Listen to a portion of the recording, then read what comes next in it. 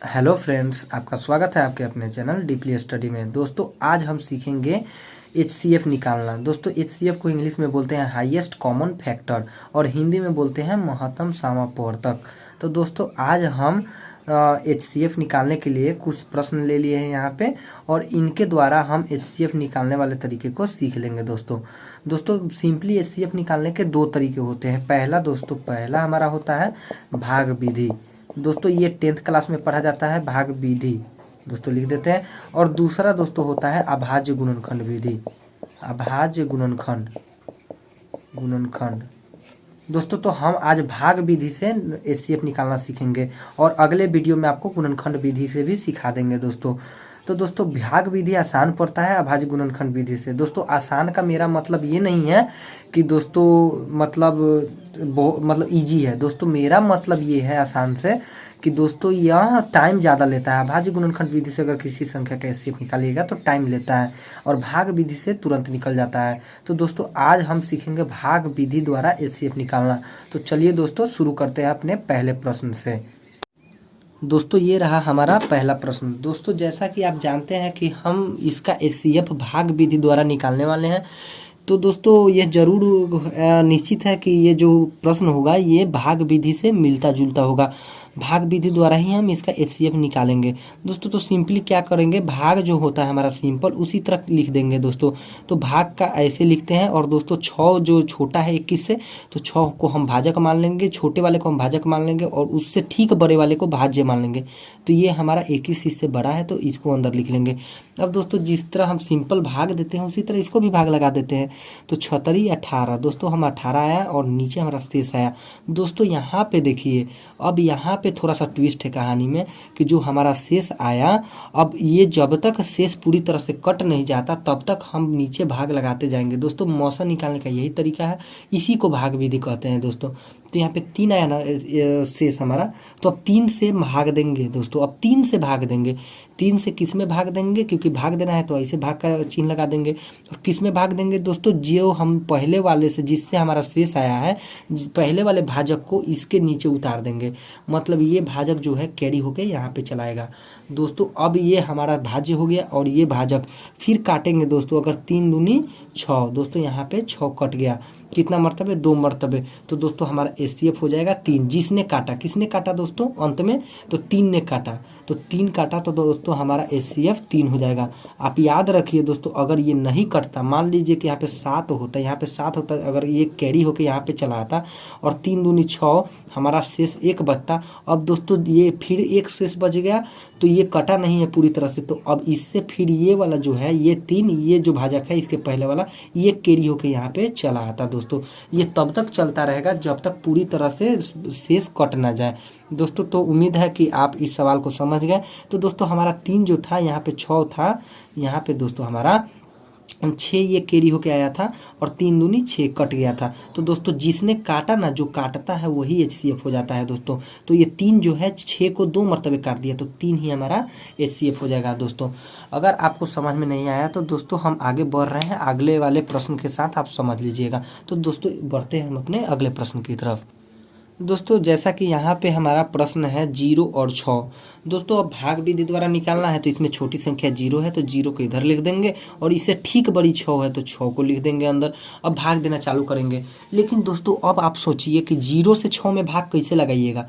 0 से 1 में गुना करिए, 0 एकम 0, 0 दूना 0, 0 3 0। 0 में किसी भी संख्या से गुना करने पर वो हमेशा 0 ही आता है दोस्तों। तो क्या 0 से 6 में भाग लग पाएगा दोस्तों? क्या हमारा HCF आ जाएगा, निकल पाएगा दोस्तों? जब भाग ही नहीं लग पाएगा तो हमारा HCF कैसे आएगा? अब 0 से किसी भी संख्या से भाग दीजिए 0 ही आएगा। तो हम कैसे पहाड़ा पढ़ेंगे दोस्तों? तो हमारा जब 0 से भाग ही नहीं लग पाएगा तो दोस्तों हमारा HCF निकल पाएगा। तो दोस्तों ये निश्चित नहीं है कि हमारा HCF क्या आएगा दोस्तों, निश्चित नहीं है, निश्चित नहीं है, क्योंकि हम 0 को HCF नहीं मान सकते, क्योंकि 0 से ये 6 कटेगा कि नहीं कौन जानता है। अब 0 में 6 मरतबे चलेंगे तो फिर 0 आ जाएगा। फिर दोस्तों कैसे हम मान लेंगे कि 0 ही इसके 6 के नज़दीक है? भाग का नियम का उल्लंघन हो रहा है। 0 से किसी भी संख्या में भाग नहीं दिया जाता दोस्तों। अगर 0 से किसी भी संख्या में भाग नहीं दे सकते, ये तो आप जानते ही हैं। तो दोस्तों ये हमारा अपरिभाषित हो जाएगा दोस्तों। आप समझ लीजिए कि अपरिभाषित। आप तो जानते हैं कि 0 से 6 में भाग नहीं लग पाएगा दोस्तों। कभी कभी होता है कि ऐसा प्रश्न दे देगा, अब बोलेगा कि इसका एचसीएफ निकालिए, तो दोस्तों आप सीधे लिख दीजिएगा अपरिभाषित, मतलब इसका कोई मतलब सीमा नहीं है कि इसका आंसर क्या आएगा, क्योंकि दोस्तों ये जो 0 है 0 से 6 में कभी भाग नहीं लगता। आप देखे होंगे कि कोई भी अगर संख्या होता है परिमेय संख्या, तो दोस्तों अगर मान लीजिए 3 है तो 3 के बट्टा में 0 नहीं होता है। ऐसा क्यों नहीं होता? क्योंकि दोस्तों ये जो बट्टा का मतलब होता है भाग। हमने आपको हर एक वीडियो में बताया कि बट्टा का मतलब होता है भाग। अगर 3 ऊपर है तो 3 और बट्टा मतलब बीच में, तो 3 बट्टा बीच में है तो बीच में लगा देते हैं और नीचे 0, यानी 3 में 0 से भाग देना है। तो दोस्तों ये 3 में 0 से भाग देने पर अपरिभाषित हो जाएगा। ये दोस्तों अपरिभाषित का सिंबल होता है, आप ये भी याद कर लीजिएगा। तो 3 से 0 में भाग देने पर अपरिभाषित हो जाएगा, इसीलिए ये परिमेय संख्या नहीं होता है दोस्तों। तो आप आज एक तीर से दो निशाना मार लिया। आप ये भी सीख लिए कि बट्टा में 0 परिमेय संख्या में क्यों नहीं होता है, और 0 से भाग देने पर वो हमेशा अपरिभाषित आता है। तो दोस्तों इसका एचसीएफ कुछ नहीं होगा, ये अपरिभाषित हो जाएगा। दोस्तों इसी तरह बढ़ते हैं हम अपने अगले सवाल की तरफ। दोस्तों हम आपको हर एक टाइप के प्रश्न दे देंगे जिससे आपको कभी भी एचसीएफ निकालने में प्रॉब्लम नहीं होगी। तो दोस्तों चलिए अगले प्रश्न में। दोस्तों ये रहा अपना तीसरा प्रश्न। दोस्तों तो इसमें क्या करेंगे, यहाँ पे 3 संख्या है 38, 76 और 95, और इन तीनों का मौसा निकालना है। तो दोस्तों हम जानते हैं भाग विधि द्वारा एक बार में तीनों को भाग नहीं लगाया जा सकता। अगर दोस्तों भाग लगाया जाता तो दोस्तों 2 ही संख्या से भाग लगाया जाता है। तो हमने क्या बोला था कि सबसे छोटी संख्या को, ये जो भाग विधि है तो यानी इस रूप में लिख देंगे, और सबसे इसमें छोटी संख्या को भाजक मान लेंगे। तो इसमें सबसे छोटी संख्या क्या है 38, तो 38 को भाजक मान लेंगे, उससे ठीक बड़ी को भाज्य मान लेंगे। तो 38 से ठीक बड़ी 76 है, तो दोस्तों 76 लिख देंगे। अब सिंपली भाग लगाएंगे दोस्तों, तो 38 से जब भाग लगाएंगे तो 38 दूना देखते हैं दोस्तों। 38 दूना क्या होता है, 8 दूना 16 का 6, हाथ में रावण, 3 दूना 6 एक 7। दोस्तों 2 मरतबे 76 कट गया दोस्तों, हमारा शेष कुछ नहीं आया है, यानी इन दोनों का एचसीएफ हमारा 38 हो गया दोस्तों। हमारा एचसीएफ 38 हो गया। लेकिन दोस्तों हमारा एचसीएफ किसका किसका हुआ, 38 और 76 का एचसीएफ 38 हुआ दोस्तों। यहाँ पे हमने क्या बोला था आपको कि एचसीएफ तब तक नहीं निकलेगा जब तक हमारा शेष कट ना जाए, मतलब शेष 0 ना हो जाए, मतलब कट ना जाए। तो दोस्तों यहाँ पे शेष भी कट गया, और कौन काटा दोस्तों 38 काटा। कितने मरतबे, 2 मरतबे। तो मरतबे से मतलब नहीं है कितना मरतबे काटा, किसने काटा 38 में, तो 38 हमारा एचसीएफ हो जाएगा। भले ही ये एक स्टेप पे कटे या 4 स्टेप ऐसे नीचे और स्टेप बढ़ते जाए, लेकिन जहाँ कटेगा जो काटेगा वही हमारा एचसीएफ हो जाएगा। तो दोस्तों हमारा एचसीएफ तो इन दोनों का आया, लेकिन हमको तीनों का निकालना है। तो दोस्तों जो हमारा एचसीएफ आया उसको अब हम भाजक मान लेंगे दोस्तों। अब हम 38 को सिंपली भाजक मान लेंगे, और जो 95 है वो 95 को हम लिख देंगे दोस्तों। ये तरीका होता है दोस्तों। तो 95 को अब लिख लेंगे, क्योंकि इन दोनों का तो एचसीएफ आ गया। अब जो एचसीएफ आया उससे इस 95 में भाग देंगे दोस्तों। आप याद रखिएगा, अगर ऐसा दिया रहे और मान लीजिए इसके बाद और भी संख्या हो, तो फिर एचसीएफ से जो 95 में भाग देंगे उसका जो एचसीएफ आएगा, इन दोनों का एचसीएफ और इसका, उसको फिर इसमें भाग देंगे दोस्तों। ऐसा ही सिलसिला चलता रहेगा जितनी संख्या दी रहेगी। तो यहाँ पे फिलहाल हमारा सवाल ये है, तो हम इस पर कॉन्सेंट्रेट करते हैं। तो 38 है और 95। अब देखेंगे इसको काट के, तो 38 दूना कितना हुआ था 76, क्योंकि 38 यहाँ ज़्यादा हो जाएगा तो 2 मरतबे 76 चलेंगे। तो दोस्तों 15 में से 6 गया 9, आप तो भाग देना जानते हैं। तो 15 में से 6 गया 9, और यहाँ पे 8, 8 में से 7 गया 19। दोस्तों हमारा शेष बच गया। तो हमने क्या बोला था, शेष जो बच जाएगा तब तक काटेंगे जब तक शेष हमारा 0 ना हो जाए, यानी कट ना जाए। तो दोस्तों 19 शेष है, तो अब इसको हम भाजक बना देंगे और ऐसा भाग के रूप में लिख देंगे। और जो हमारा पहले वाला भाजक था 38, जिससे हमने भाग देकर शेष मंगाया था, वो कैरी होकर अंदर चला आएगा। अब 19 से 38 में भाग देंगे, तो 19 दूना 38 दोस्तों। 38 कट गया, जो काटा हमारा वही आंसर हो जाएगा। तो यहाँ पे 19 ने काटा, तो हमारा एचसीएफ 19 हो जाएगा, एचसीएफ दोस्तों। अब हमारा रियल एचसीएफ जो होगा 19 होगा, क्योंकि दोस्तों इन दोनों का एचसीएफ हमारा 38 आया था। इन दोनों का एचसीएफ हमारा यहाँ पे देखिए 38 आया था, यहाँ पे 38 आया था दोस्तों ये। लेकिन 38 और 95 जो है, 38 आया था इन दोनों का, और 38 95 का जो है एचसीएफ 19 आया था। जो अंत में एचसीएफ आता है वही इन तीनों का एचसीएफ होता है, क्योंकि जो 38 था यही दोनों का एचसीएफ था, लेकिन इन तीनों का एचसीएफ तो हमारा 19 हो गया। तो दोस्तों हमारा सिंपली एचसीएफ जो है 19 हो जाएगा दोस्तों। तो हम यहाँ पे 19 लिख देंगे, यही हमारा आंसर हो गया दोस्तों। इसी तरह बढ़ते हैं हम अपने लास्ट प्रश्न की तरफ। उसके बाद दोस्तों आपको कभी भी प्रॉब्लम नहीं होगा एचसीएफ निकालने में। तो चलिए दोस्तों अपने अंतिम प्रश्न की तरफ। दोस्तों ये रहा हमारा, सॉरी दोस्तों यहाँ पे गड़बड़ हो गया, ये हमारा 2 नहीं है, यहाँ पे सिर्फ 2 ही अंक की थी। दोस्तों ये रहा हमारा चौथा प्रश्न।